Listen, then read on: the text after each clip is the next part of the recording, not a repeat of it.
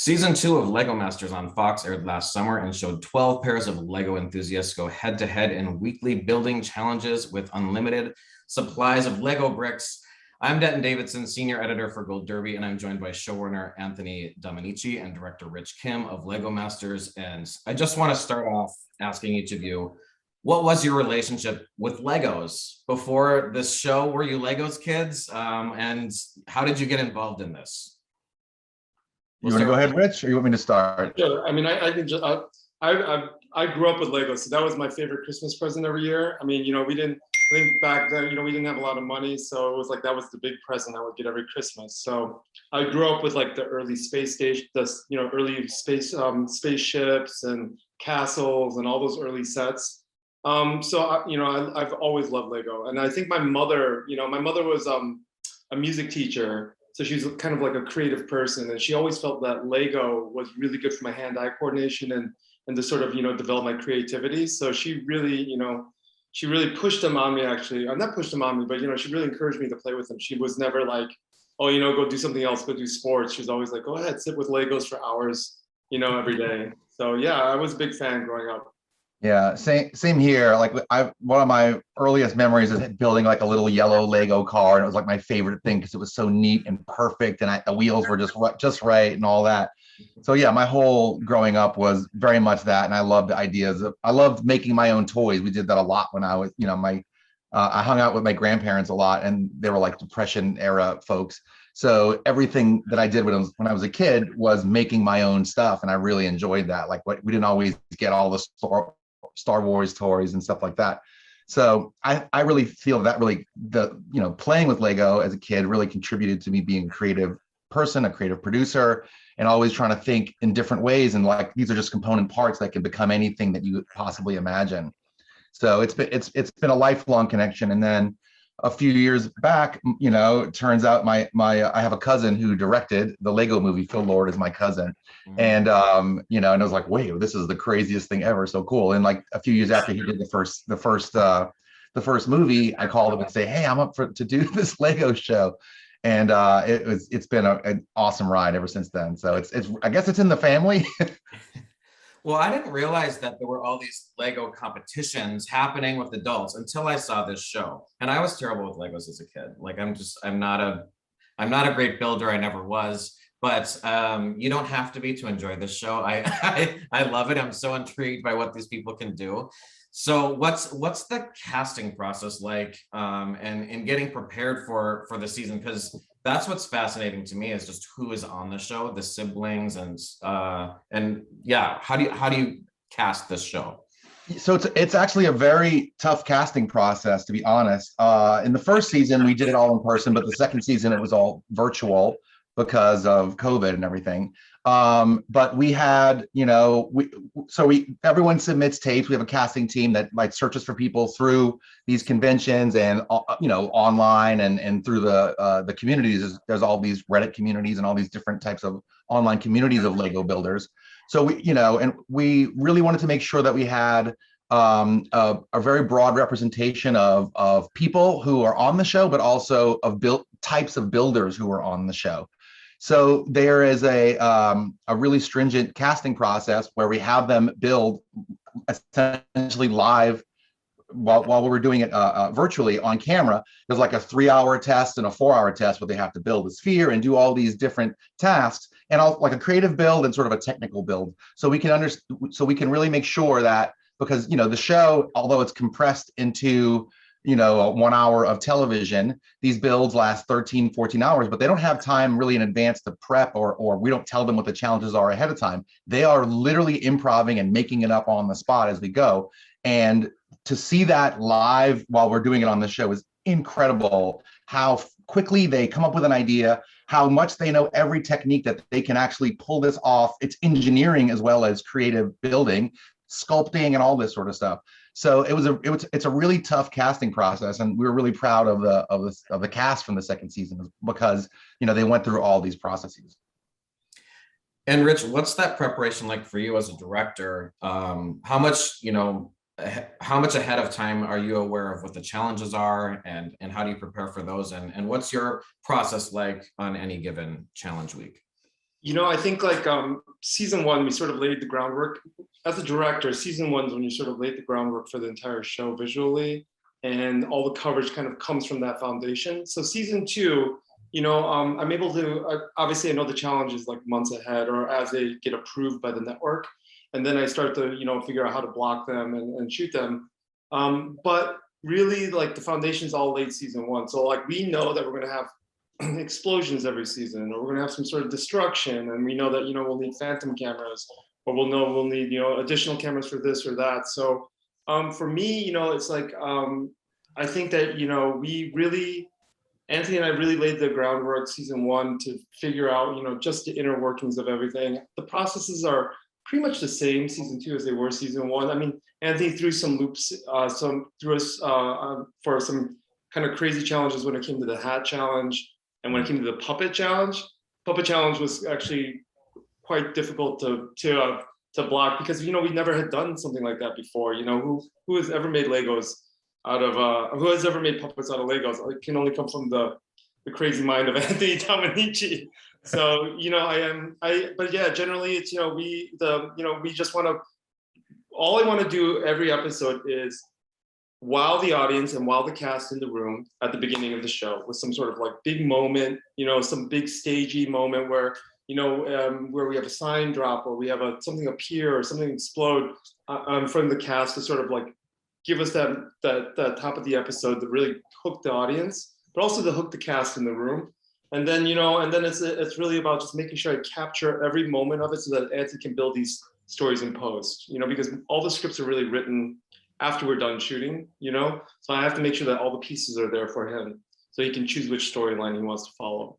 I'm sorry. Oh, well, that was sort of, I was leading into that just because I'm curious, are you constantly filming every pair? Because you don't want to miss a disaster. Yeah, so we are as close to constantly filming as we can. Okay. So, but it's also choices. If you have 12 teams and you only have 8 cameras, 4 to go uncovered, but you have to know which storylines are the ones that feel like they're going to go into a place where there could be drama or conflict, or so it's choices. But yeah, we're filming all the time. Yeah, and there's a GoPro on each table in case anything like that happens, because that's always a huge story, and these guys are taking real chances during their builds. And then a little bit about you're asking about the prep process. Like there's a lot of testing that goes into this. Like in the first season, we wanted to do a fashion challenge, but we couldn't figure it out. Like we're trying to figure out how do we make a Lego dress or something like that, right? But it was like, we did all these tests and all these different approaches, and it's like that didn't work. And then finally it's like, oh, let's try a hat. The hats could be really fun, and we could do a fashion show. Rich and I both did America's Next Top Model together, so we have like a history of doing fashion. So it's like, this is gonna work. I think this is really fun. But like for the Make and Shake, the earthquake episode, we bought like we had to buy an XY axis machine, and our challenge producer, who is a challenge producer for television, not like an engineer who studies seismic waves and earthquakes and all that sort of stuff. He had to literally figure out how to code this machine and say like, okay, we want to make it shake like this and then like that, and then here's layer 1 or level 1 and 2 and 3, and it's like, oh, level 3 is okay, but maybe it's a little bit more jittery. So we're always trying to find ways of like, because it's not only the how we would sort of run the challenge, but also it has to look good on television, right? So it's like we wanted to make it really fun, and of course, like again, these teams like completely knocked out of the park, out engineering even our machine at some point. So, and what's Will Arnett like working with him? He's always kind of running around instigating things. I spoke to the winners of season 2, and they said he was only mildly distracting, but they sort of enjoyed it. What's his energy like on stage and filming his little behind the scenes sketches as well? Go ahead, Rich. I mean, he's a master improver. So we have scripts, and then they're usually for intros and for eliminations. But the stuff when he checks in and he's like interacting with the cast, like it's just Will's brilliant improvising skills. I mean, it comes from years of him just doing it. And then he's really he really leans into the sort of the tongue in cheek of it all. You know what I mean? The sort of Anthony, how do you describe that when he's like making fun of reality television and Yeah, it's just like it's very meta. It's all with a the wink. meta He's of it all? very self-aware, and yeah, it's hilarious because what's brilliant about working with him is that he's got like a Rolodex, a file of every sort of like way that you could tell a joke, right? So Yeah. he's gonna like when you say like, oh, how about this? Or he's just like in talking to a cast member and he's like, and he's just trying things on, and it's just like incredible because these are 13-hour builds. Will is there the whole time. Like he's not in his trailer and comes out for 20 minutes to do an intro. Like he is really engaged, and we're behind the scenes talking about like, did you see what Mark and Steven did? Did you see what these guys did? That's so cool. This is crazy. I can't believe it. And he gets really excited about it. And we all do too, because he's so invested and engaged in the process of the competition, you know. So I mean, God, he's a genius. He really is, and he's such a dream to work with. Like in the mornings when we prep him, it's always like Hollywood story time. So it's like the most fun part of my day is just like, okay, here's what we're gonna do today, Will. And then he's like, all right, let me tell you a story. And I'm like, oh my God, this is great. So he's a dream, the best. I love the rivalry he just kept pushing between Mark and Steven and Jacob and Caleb all season. And you know, one of the storylines we saw was Jacob and Caleb were able to steal Mark and Steven's title of Castle Bros, but Mark and Steven got the ultimate title of Lego Masters. So I think they were more happy about that. But you know, what are those storylines like? Do you sort of help those along, or do those come along naturally? And what was it like to see that rivalry grow? Yeah, I mean, it is very, very organic, honestly. Like those guys knew, some of these people know each other from the shows and the community, and you know, already. So they weren't like hung out a lot, but they were aware of each other, and they knew that like, oh, we do this specialty thing. Those guys sort of do that specialty thing, and they wanted to unseat them. So that really came from an organic moment on set, and it's like, oh, let's lean into this. Let's have fun with this. And Rich, this show got you nominated for your first primetime Emmy. You have a daytime one as well. So what was that experience like? You know, did you ever think, you know, one day I'm playing with these Legos as a kid and this is going to get me an Emmy nomination someday? Never. Who would have thought? I mean, like at that point, I mean, like I never even really thought that I would be in television, to be honest with you. Anthony and I don't know if you know this, but Anthony and I went to AFI together.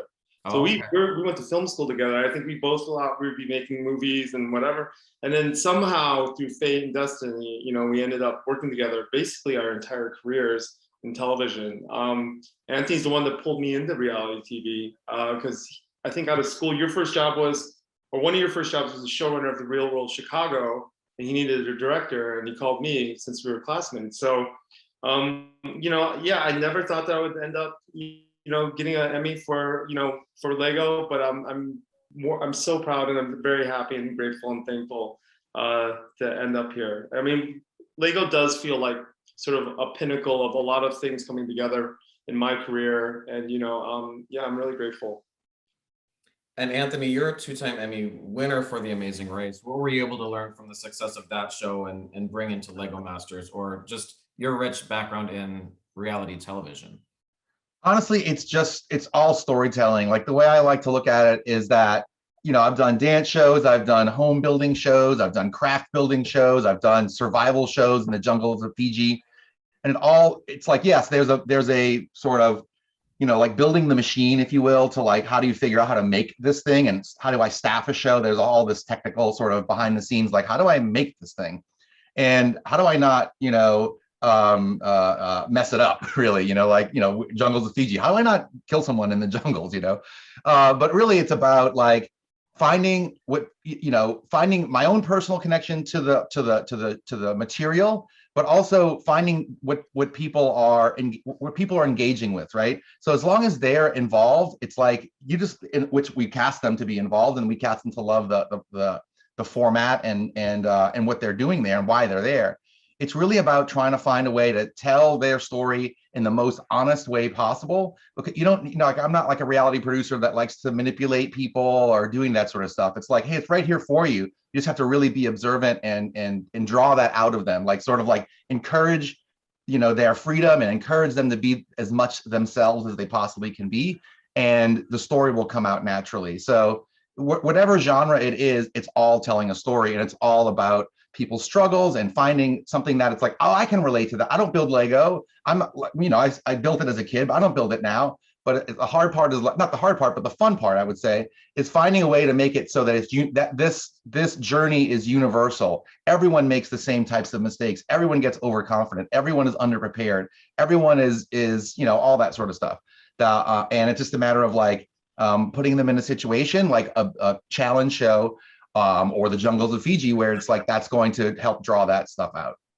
I mean, to reiterate Anthony's point, like I think that like what's really good about Lego is that it's the kind of show that the entire family can watch. So it's like I think we're the #1 co-viewed show on television across all networks, and that's because the parents are watching it with the kids, and I think that's something really special about the show, is that it's more than just about Lego. It's about Will Arnett's comedy, and parents are able to connect with that, and kids are able to connect with the building, and everyone connects with creativity. So so it's something we're really proud of. Yeah. And you shot season 3, premieres May 31st. So what can we look forward to that? Any teases for us there? There's lots of celebrity guests this time, lots of big sort of sponsorship collaborations with big brands that we didn't have during season 2 because of COVID.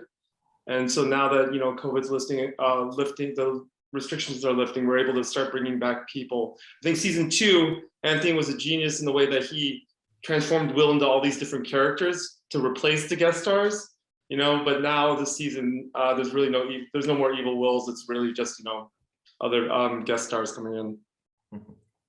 No more evil Wills. I like that.